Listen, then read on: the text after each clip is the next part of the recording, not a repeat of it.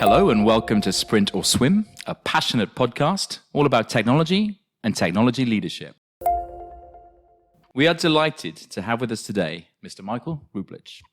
Michael has had an incredibly successful and varied career, including key positions at global companies such as KPMG and Accenture, with a main focus on aviation. What comes through strongly is his keen desire for both intaking knowledge. He holds master's degrees in both mathematics and computer science, and directly imparting it. He spent time lecturing IT management master's courses and has served on various boards. Above all these qualities, it's very evident that running core through all is the ability to take responsibility and ownership, as evidenced by the fact he's been CIO at a number of major endeavors, including Austrian Airlines, Air Berlin, and is currently the Chief Information Officer for Colombian-based Avianca Holdings. Welcome, Michael. It's an honor to be speaking with you. How are you today? Hi, Anthony. Thank you so much for having me. I'm very good today. I'm delighted to have the opportunity to have this chat with you. That's great to hear. An opening question for us and the audience to get to know you a little bit. Can you remember your first ever time you were paid to do something, ever? Like really early on, like not from your parents or for doing weekend chores. What's the first time you got paid? The first time I did work for money.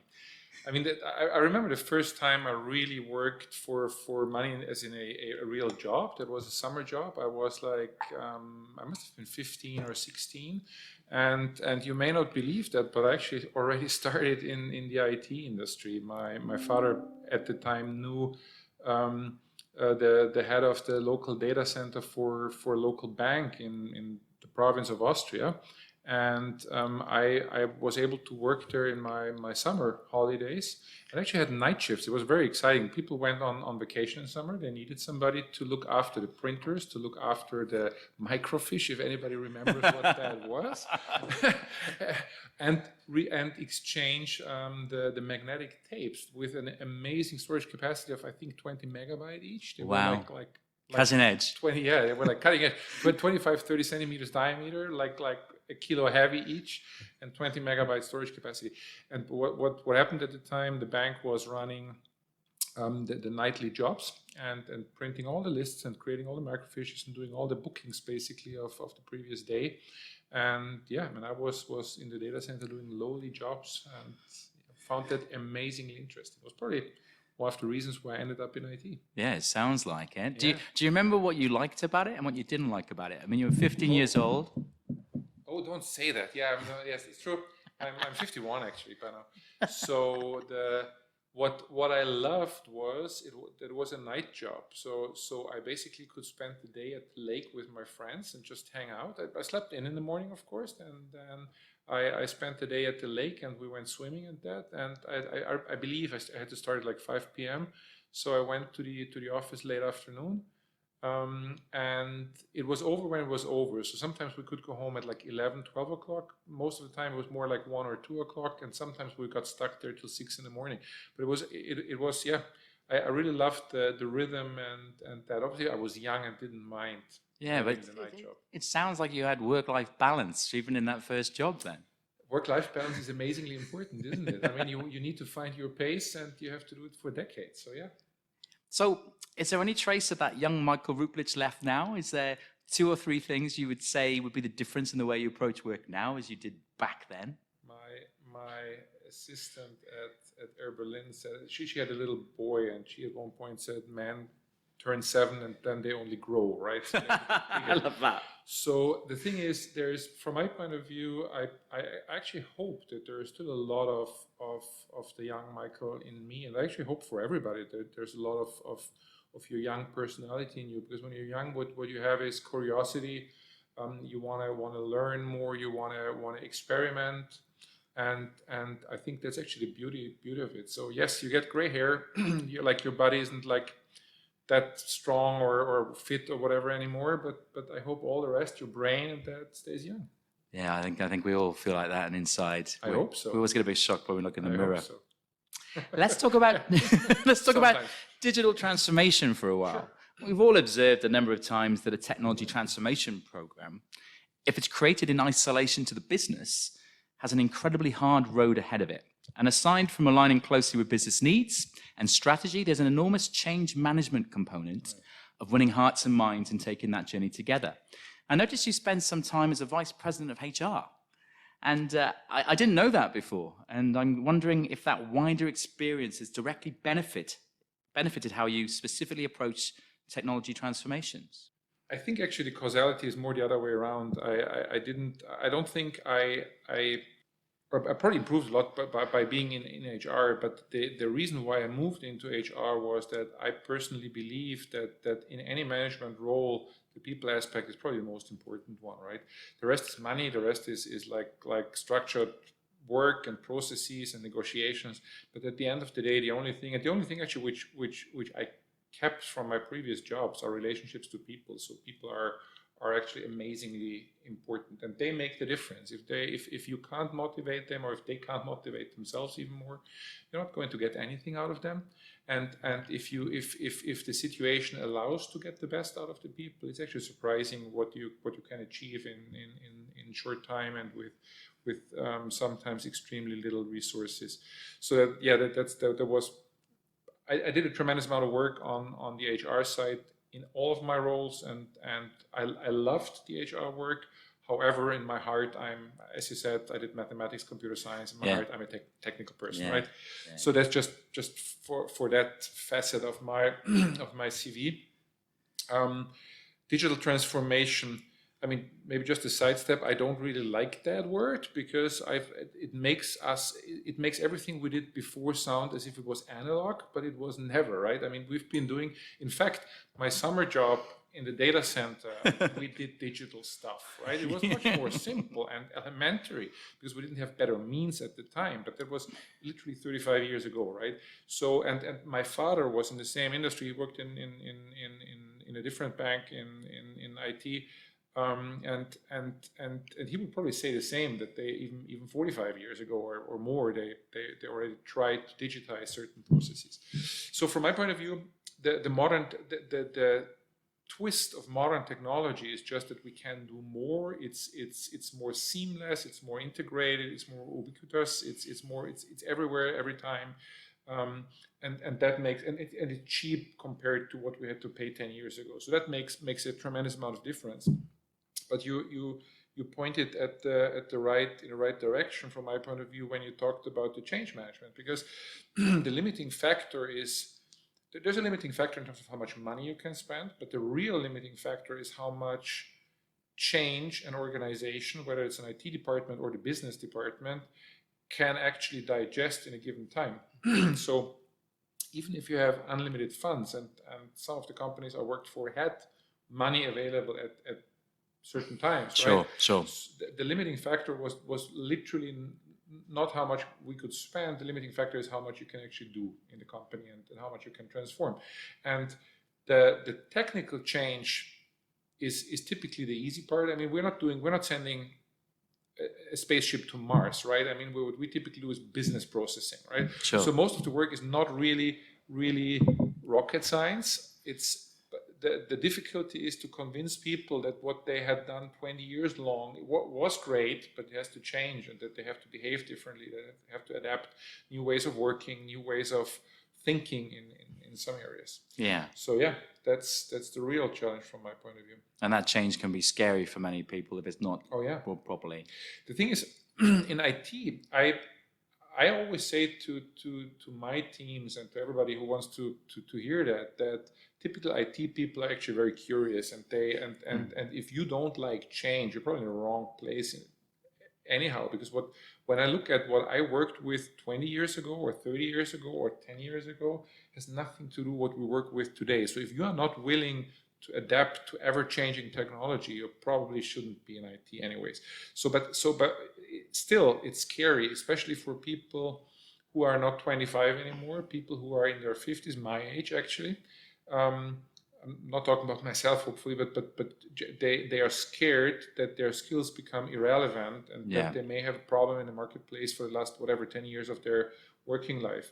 So we need to give people a perspective, an opportunity to stay up to date and up to par with technologies. to reskill and to allow them that time to reskill, I guess, in a very, very busy business environment. Yes. I mean, sometimes it would be so much easier to just let people stay in the old technology and take other people look after the new stuff. But you can't do that. You need to take the people with you, right? Yeah. Even if you could make that work, people would see what you do to some of your team members, right? That's not sustainable. That's not what you want. Yeah, which I guess leads me on to another leadership question. So leadership's a word that means many things to many people. What's it mean to you? Let's start with what it not means, right? I mean, leadership is not administering, or it's not even managing, right? I mean, it's managing means you have your Excel sheets, you have your procedures, and you do things step by step. Leading means that you inspire people, and that you, as I said before, I mean, that you give them a perspective, and that you not only tell them to do something, you tell them why it's a good idea to do it, and what's in it for everybody, and what's the overall benefit. And ideally, the benefit doesn't even stop at the company. You even, if you're high enough in the organization, you should start thinking about like the environment and society, because what you do has a huge impact, right? If you're in a company with 10,000 people or more, and you said I'm currently working for Avianca Holding, we at this point have about 20,000 people. We will see what COVID and the situation will bring, but we have 20,000 people. It's a huge leverage, right? I mean, so leadership means that you think about, that you have a vision, that you think about where you want to be in 1, 2, 3, 5 years time, and that you communicate that you lead by example, that you have clear values, and that you live by your values. So yeah, and it's, from my point of view, it's less important that you look into all the nitty-gritty details. You hopefully have people to do that. You need to set the direction, you need to set the tone, you need to create a great environment to work in, a great place to work. Yeah, fantastic answer. So still on leadership, do you remember the first time that you felt you were, inverted commas, leading? Was it early in school? Was it at work? Was it recently when you felt, I'm leading here? Or was it a long time ago? Yeah, well, that was actually a long time ago. Oh, Jesus, you like to dig in the past, right? I mean, obviously remember when I was the first time in a leadership position at work, but I strongly remember many opportunities at university and probably a few at school. The thing is that apparently I always had a certain inclination to take over responsibility if nobody else wanted it. It was not that I wanted to be in the front row, but you know, you had this group work things where you had like 3, 4, 5 people had to elaborate something and then maybe present it. Yeah. And as I said, more in university and less at school, but I remember both situations. And it typically starts in a very disorganized way. Everybody's proposing something, everybody starts doing something, but it doesn't seem to really be particularly efficient and go anywhere. Yeah. So I do remember that in many of those situations, I eventually started telling people what we do, and amazingly they did it. So I suppose I found out that if you basically just assume responsibility and leadership, that people actually do follow you in certain areas, because many people are actually happy that somebody makes a decision.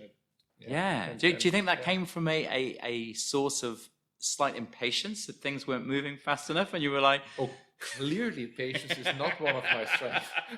So yes, I mean the impatience, a certain frustration is maybe a hard word, but you know what I mean. Frustration about inefficiencies, that it takes too long to get to the point. Then again, just finding out that if you say something in a fairly assertive way, that people will most likely do what you say. They'll respond to that. They'll respond to that. You've had one of the most interesting periods of your career the last few months. Many of us have, I know. But you specifically, what's been the major challenges of building rapport with a new leadership team in a new company, 100% remotely, when you haven't even met these people face to face, most of them? To give a little bit of context, you're referring to the fact that I started my new role at Avianca about 2 months, a little more than 2 months ago. and I'm currently still in Dubai because I couldn't travel for obvious reasons because of COVID. Travel and getting a visa is very restricted. So yes, that is actually very difficult because I literally just knew. I had met one person in my team once before for like 45 minutes. Crazy. And I basically had to start working with the people and in a very tough environment via video conferences and audio calls. And to make the situation more complicated, I mean, we as an airline, I mean, we're particularly hit hard by the COVID crisis. We almost haven't been flying at all for more than 3 months, and the Colombian government will not open international flights before September, so we will have like almost 6 months, 5.5, 6 months with hardly any flights except for cargo and some humanitarian repatriation flights. On top, because of the situation, we had to file Chapter 11. So we will keep flying. We're very confident. We're working on restructuring our debt and our finances, and we're very confident that we will find a good solution soon. But yes, that made it even more complicated. The only advice I can give, or the only thing I can say, is I'm typically very authentic in terms of I am how I am, and I try to say what I think and to do what I say. So be consistent across all that, and the good thing is we're all in the same boat, because it's not that I'm not in Bogota and everybody else goes to the office. Nobody goes to the office, so everybody works from home. Everybody works with video conferences. So I started with my direct reports, then I talked to their direct reports. I had town hall meetings. So we're talking about like a 300 people IT organization here. And I think by now it's actually working all right. It's clearly far from perfect. It would be so much easier if we could just have a coffee or on some occasions take your team out for dinner and drinks in the first 1 or 2 weeks, or when a project finishes, take the people or invite the people for dinner or something like that, or for a small party to celebrate the success of it. All that's not happening at the moment, and that makes it very, very difficult to build up the emotional rapport. But on the other hand, the content and again the leadership perspective as such, that works. I mean, I am still the same person. Nothing's changed. People see me. Instead of being in a suit, I'm more being in t-shirts and that, because it's more me privately. But I actually think people appreciate that. They like to see that the human, not the suit. Yeah, they like to see the person, and not the uniform, if you want. Yeah. So I think so far it's working better than I had expected. But I honestly wish that the situation changes soon. Yeah, I guess what I've observed is you've got a lot of conferences, video conferencing strong, and the attention to work focus is there, but you're missing all those back channels. You're missing those small conversations at the side. You're missing those team events where you can catch up with people informally. So there's a lot of productivity, but the EQ is there or thereabouts, but there's a lot of things you can do. It's also clearly not my working style. I'm not the person to write an email, and I'm not even the person to call somebody. I typically get up and walk down the corridor and talk to the person there, right? Yeah. So I find that particularly difficult. On the other hand, imagine this had happened 20 years ago. I wouldn't have been able to even start my job, right? And there wouldn't be a discussion about productivity. People couldn't work from home. Nothing would happen. That leads right into my next question, because obviously we're talking about technology here. We're talking about remote working. We're talking about working from home. We're talking about the capability for us to do these remote sessions. How seriously is technology and the CIO position being taken these days compared to even a recent past around having a seat at the table with business, as opposed to some companies or the old paradigm of IT being seen as a back office operational cost center and not the business model enabler it's truly become now? And how has COVID influenced this current thinking?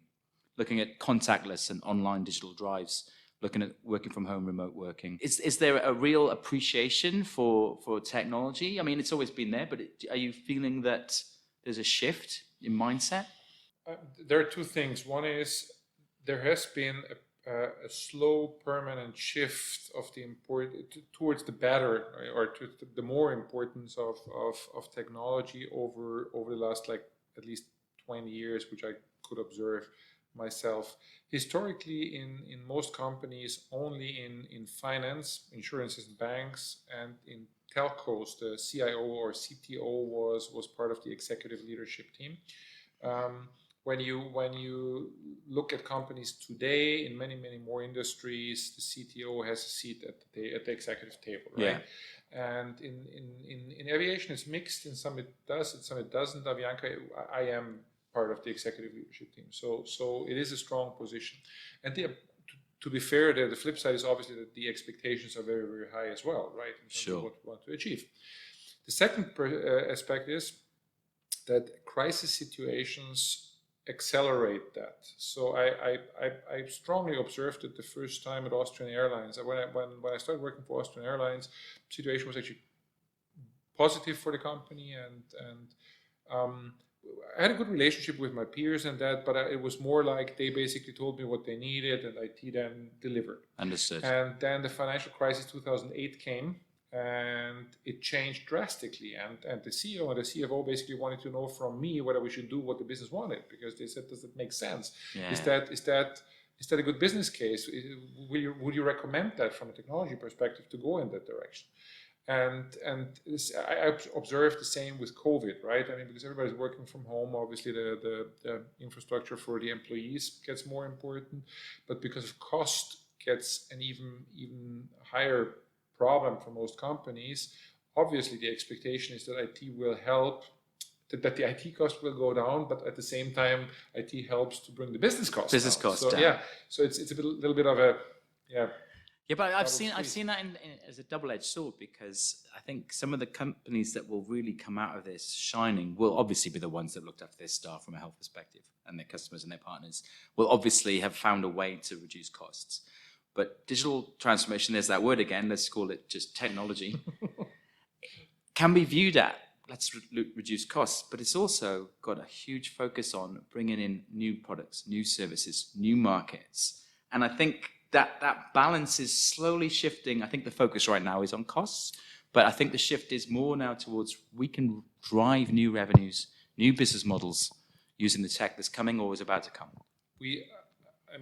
Technology always has those both perspectives, right? And the IT cost as such, looked at it in an isolated way, is a meaningless number. I always, if my kind of exaggerated defense is always that I say, you want the cheapest IT possible, I can give that to you, that's zero. We switch off all computers, we give you pencil and paper, and I wish you good luck. Right? Yeah. So clearly, I think we can very quickly agree that zero IT cost is not the optimum number for the company. The question is $1 million or $10 million more or less, is that better or not better? And this discussion, the value of IT, is the difficult discussion. I've been observing that for at least 15 years, and when I can't even remember when value of IT was when Gartner and other companies started talking about value of IT, and also the consulting companies. By now, there's still no measure for that, and it's more an art than a science to determine the right level of technology investment. But it's clear that a certain investment in technology adds a tremendous amount of value, and that the value can be in cost reduction. That's typically the very tangible part. Yeah. I can reduce 50 FTEs for an investment of X by automating X, Y, Z. Exactly. Yeah. It's also it's very clear that there's a lot of customer and employee satisfaction having better technology, in terms of, like, nobody wants to queue, nobody wants to wait 20 minutes to talk to a hotline. Yeah. So people want to have technology access, especially the younger generations. They expect to have that. The revenue side is typically the most difficult, because when you look back at an investment, how much of the new revenue was really technology, how much was just the the change in the economy and markets and stuff like that. But there's also no doubt that technology does create opportunities to increase revenue and yield. And we are obviously we need everything at the moment. Currently, it's clearly the focus is on cost because we don't generate any revenue or hardly any revenue. So it's not about increasing revenue. So cost is the key priority, but very clearly that'll shift again to the revenue side very quickly. When things start to pick back up, you want to be ready and you want to be exploring those markets. Yeah.